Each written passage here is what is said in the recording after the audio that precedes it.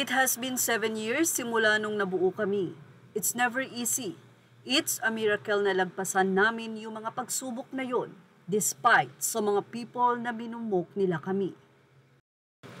Patuloy ni Ken, hindi kami tanggap ng music industry before but we survived because the things right here pertaining to their hearts is too fragile.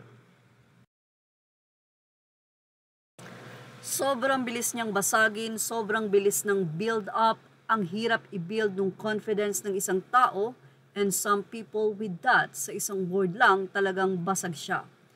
Their hearts.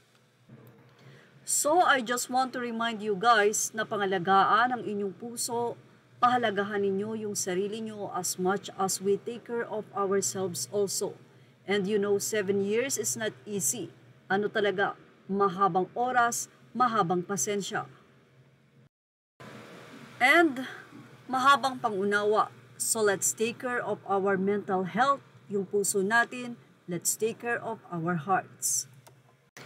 Ito nga ang naging paalala ni Ken sa mga dumaranas ng pangmumok ng marami. Ayon kay Ken, 7 years sa nasabi nga pong pag-prepare or paghahanda ng SB19 ay hindi ganun kadali ang kanilang pinagdaanan. Marami ang hindi naniniwala sa kanilang kakayahan pagdating sa music industry. Marami ang nagsasabi na nangopya lang yan, something like that, at marami pang pagtuligsa at panunuya sa kanila. Kaya naman sa 7 years na yon, ayon kay Ken, ang puso at ang isip ang kanilang iningatan. Paalala ni Ken, maging mapag-unawa, habaan ng pang-unawa sa mga taong labis-labis ang hindi marunong mag-appreciate ng mga bagay-bagay. Well, sabi nga, you cannot please everybody. Pero sa ngayon ay nalampasan na nga ng SB19 ang lahat ng yon.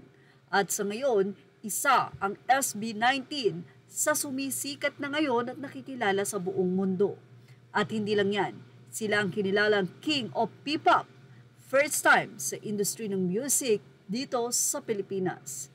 Hindi maikakaila na magaling talaga ang SB19 at isa na nga siya sa ngayon ay pride.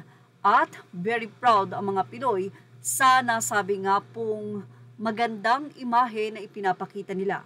Ito ay ang pagiging humble sa tugatog ng tagumpay. Congratulations, SB19!